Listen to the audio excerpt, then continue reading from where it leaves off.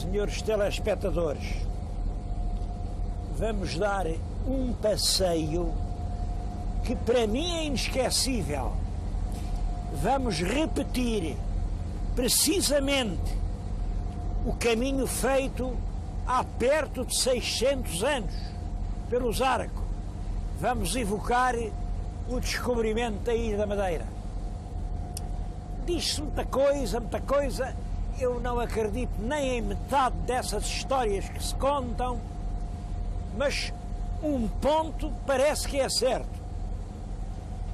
Dois navegadores experimentados, homens do mar, homens que trabalhavam para o infante Dom Henrique e nos quais o infante tinha uma grande confiança.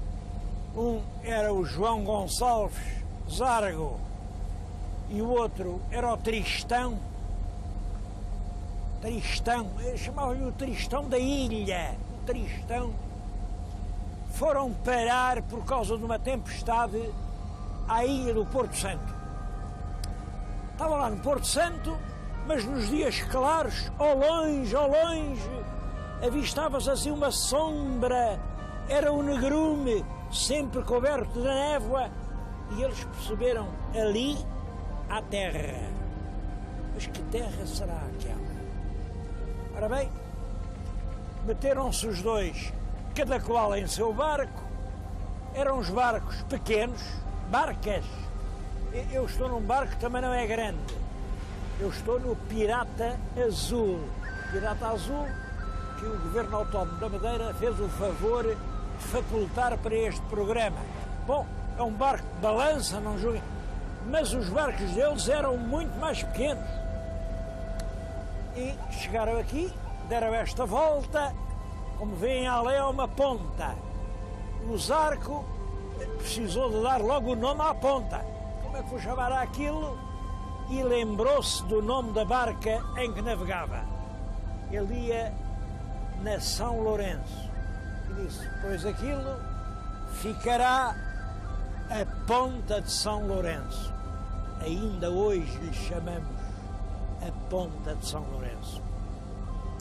Eu penso que o Zarco, quando percorreu esta costa, viu rochedos nus, sem vegetação, sem água, e provavelmente deve ter ficado assim um pouco decepcionado. Bom, isto no fundo são pedregais que de pouco servem, mas foi navegando a ver se encontrava algum pedaço que pudesse ser mais útil, que pudesse, enfim, ser realmente a ilha dos seus sonhos. Nós vamos fazer o mesmo que o Zarco. Vamos navegar ao longo da costa da ilha.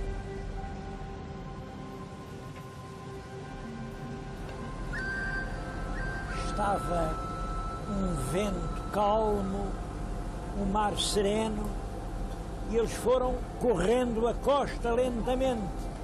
Mas a costa parecia toda de rochas estéreis, inúteis, até que finalmente aqui, exatamente neste ponto em que agora estamos, apareceu um grande canavial. Puseram-lhe logo nome. Olha, ali é o Caniçal, ainda hoje lhe chamam Caniçal.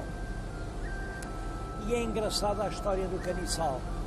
O Caniçal ficou para a capitania do Machico, e o terceiro filho do capitão do Machico, que era o João Teixeira, pediu aquilo ao pai, aquelas terras, sabem para quê? Para fazer uma cotada.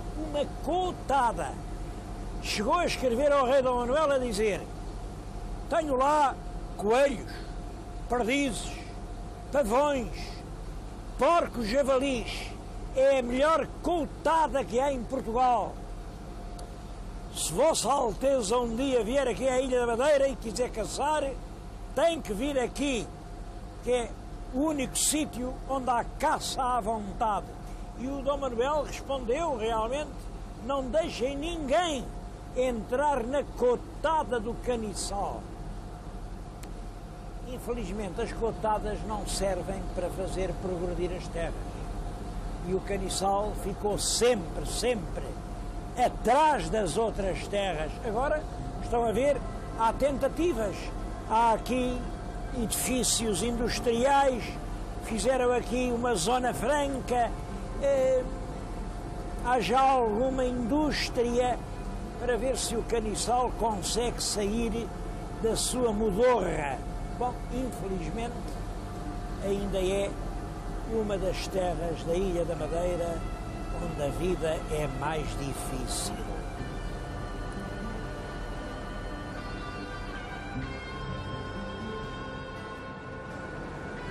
Depois do Caniçal, continuava a falésia agreste, fechada. Foram correndo ao longo da costa e de súbito tiveram uma surpresa. Agora, em vez da pradia, abria-se diante deles um vale largo, magnífico, com muito arvoredo. Via-se de um lado subir a serra suavemente, ao fundo, mas a mais de uma légua começavam umas encostas serenas. Era o sítio ideal para nascer uma cidade.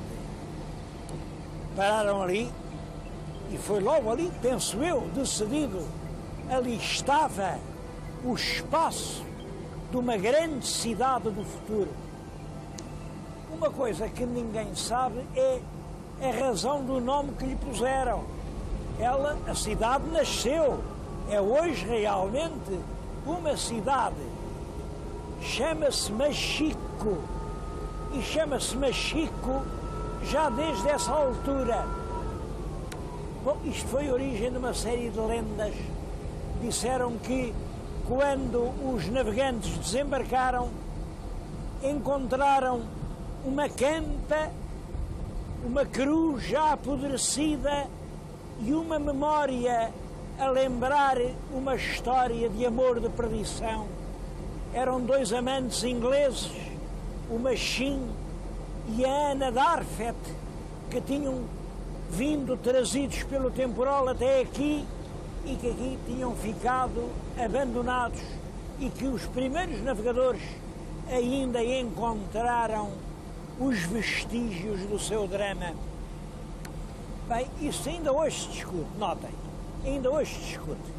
É claro, os ingleses, os escritores ingleses, sobretudo o Henry Major, pegaram nisso e disseram: vem, quem chegou primeiro à Madeira fomos nós, foram os amantes perdidos.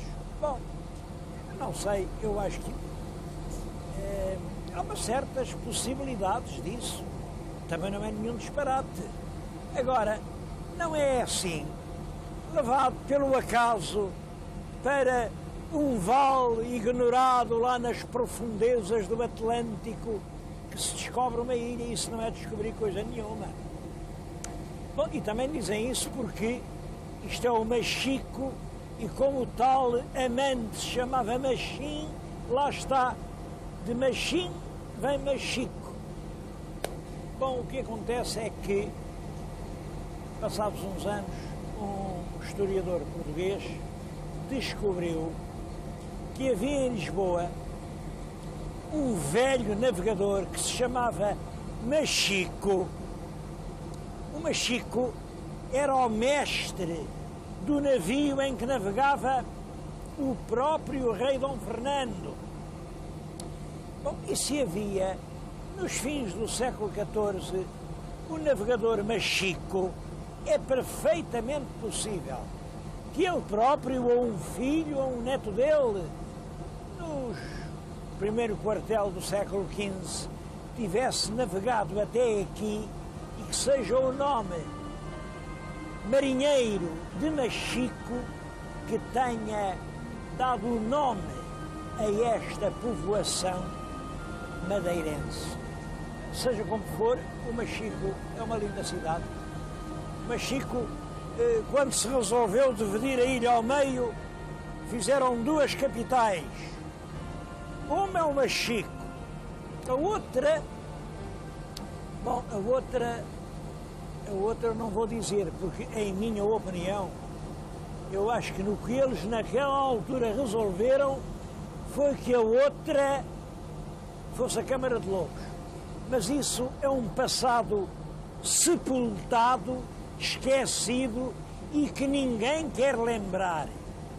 A Câmara de Lobos foi abandonada e a gloriosa capital da capitania, não só da capitania, mas a breve trecho da Ilha da Madeira, foi a lindíssima cidade do Funchal.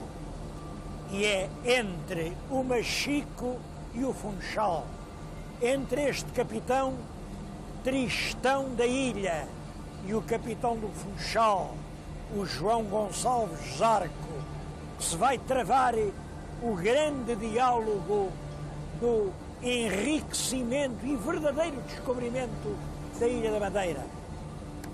Eu sei que aqui os habitantes do Machico, terra de que eu gosto tanto do Machico, os habitantes não levam a bem que eu diga que essa corrida foi ganha pelo Funchal, dos dois capitães.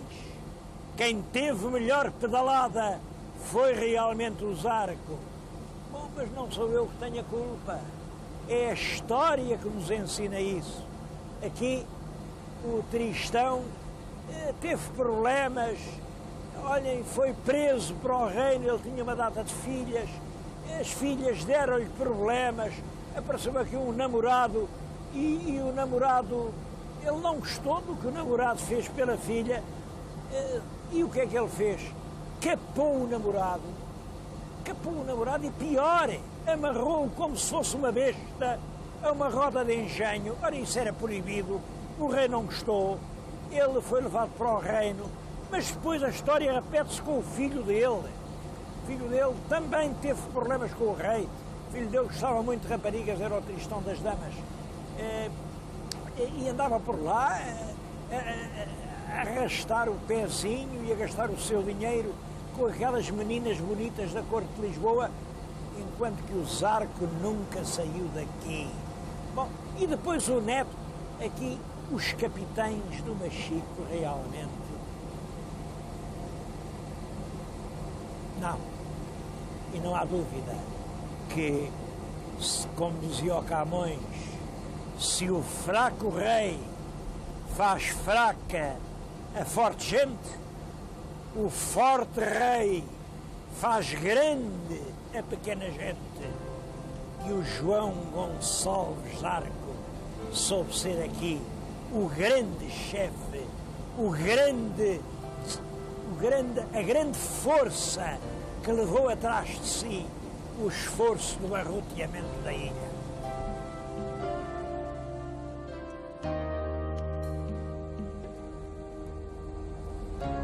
O que os navegadores do século XV não podiam ver era o aeroporto de Santa Catarina. Eu penso que o Machico é uma cidade do futuro, porque fica junto ao aeroporto. Passa-se o Machico e vemos logo esta obra extraordinária.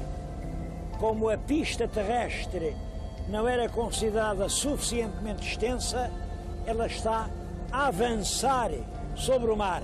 É essa obra que podem ver.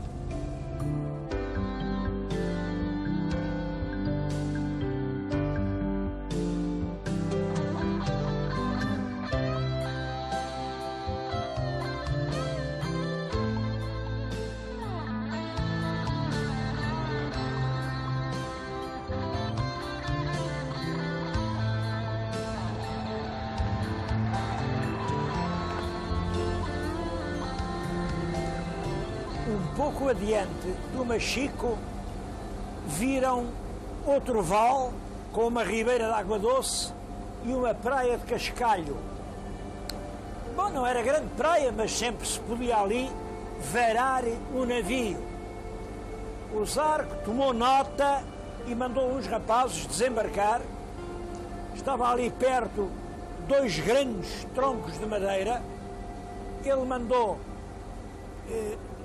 pregar um no outro, com isso fez uma alta cruz e mandou pôr além a marcar o sítio. Olhem, se estiverem a ver, ainda hoje lá vem uma torre da igreja no sítio onde outrora esteve essa cruz. Claro, o tempo acabou por carcomer os madeiros, mas o nome ficou. Chama-se hoje a cidade da Santa Cruz.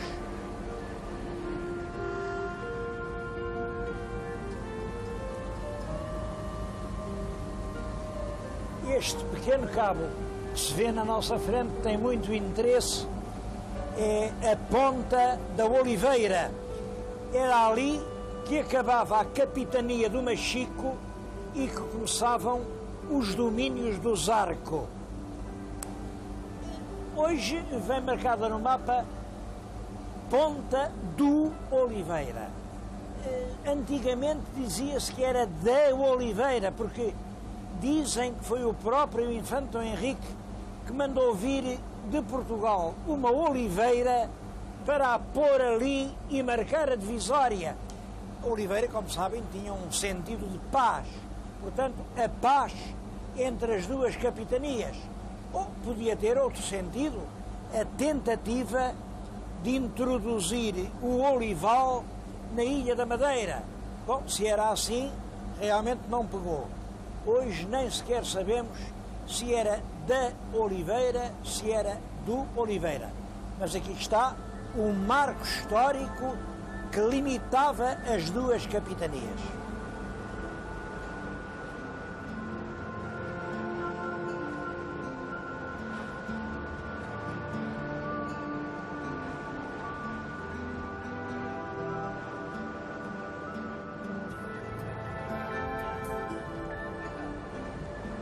Quando os descobridores passaram em frente deste grande rochedo, havia aqui muitas aves marinhas.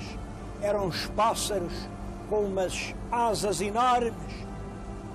Vieram ter com eles, pousaram-lhes nos ombros, chegavam a pousar nos remos com que remavam. É claro, os nossos rapazes nunca tinham visto aves tão pacíficas, divertiram-se muito com isso. A essas aves chamavam-se garajaus. Bom, o que hoje resta disso é o nome do lugar. Ainda hoje este grande rochedo se chama a Ponta do Garajau.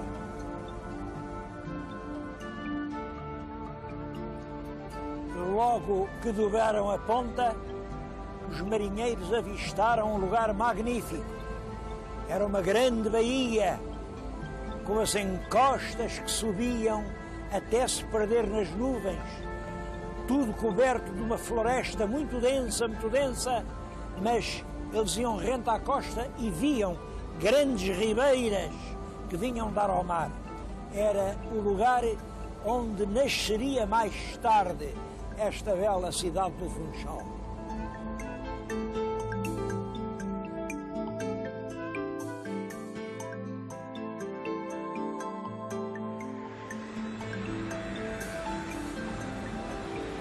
Apesar das boas condições da Baía do Funchal, o Zarco preferiu instalar-se num outro sítio. Aquele próprio pôs nome, chamou-lhe a Câmara de Lobos. Bom, Câmara significa recinto, espaço fechado, casa.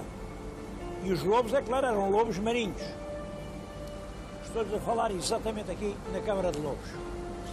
As razões que devem ter levado Zarco a preferir este lugar ao Funchal estão ligadas com o ilhéu.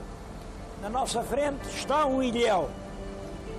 E o ilhéu era uma defesa natural. Reparem, quando os navegadores chegaram, eles não sabiam que perigos podiam vir da floresta. Reparem que nessa altura, quando eles chegam aqui, ainda em Portugal há lobos e ursos. No Álvares, pouco antes disto, caçou um urso no caminho entre Palmela e Lisboa.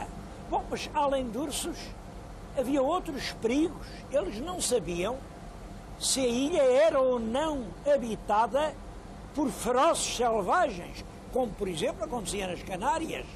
E mais, eles desbravavam a floresta com o fogo. Como é que eles podiam estar dentro da floresta se lhe iam pegar o fogo? Tudo isso explica que Zarco se tenha instalado inicialmente aqui neste ilhéu. Foi esta a primeira morada de Zarco. Eu sei que os madeirenses, enfim, orgulhosos, justamente orgulhosos do seu Funchal, não gostam que lhes lembrem que toda esta glória começa na Câmara de Lobos. Mas o próprio Zarco, quando foi nobilitado, o título que usou não foi João Gonçalves do Funchal, nem João Gonçalves da Ribeira Brava, nem João Gonçalves da Calheta. Foi João Gonçalves da Câmara de Lobos. Foi esse o apelido que El Rei lhe deu pela obra extraordinária que ele tinha conseguido realizar na Ilha da Madeira. Depois mudou-se aqui deste ilhéu. É possível que se tenha mudado porque, entretanto, ganhou mais confiança, foi para mais perto de terra. Também há uma outra versão, é que, entretanto, o ilhéu deixou de ser ilhéu.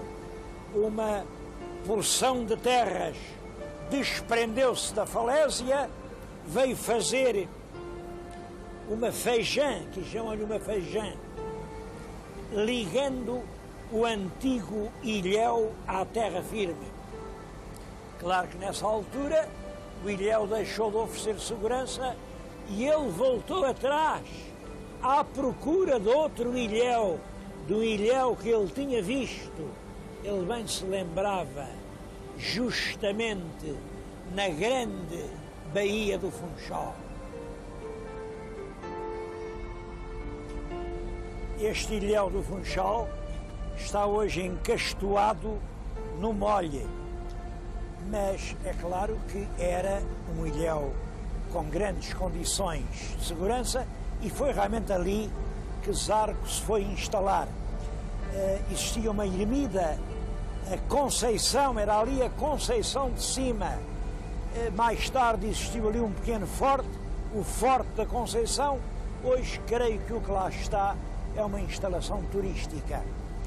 Foi aqui que ele dirigiu os primeiros trabalhos de arroteamento. Depois passou para um terreno que fica próximo, Santa Catarina. Daí internou-se mais no território, esteve junto de São Paulo e finalmente foi para uma casa já muito boa, onde hoje está o convento de Santa Clara.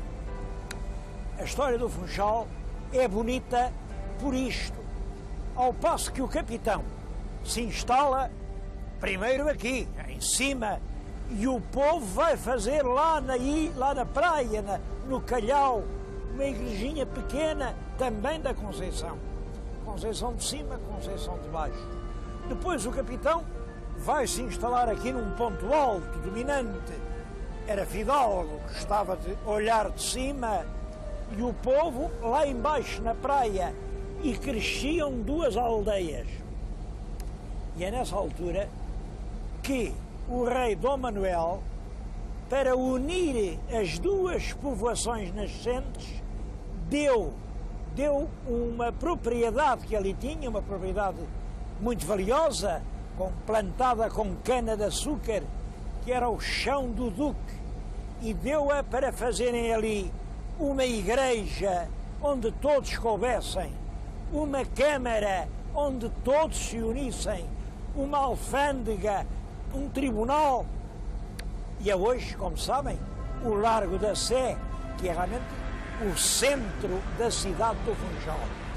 Eu penso que foi essa iniciativa manuelina de construir o centro cívico entre os dois extremos, o extremo plebeu da praia, o extremo aristocrático da colina. Foi isso que uniu as povoações numa só e grande cidade, que teria na história um grande futuro.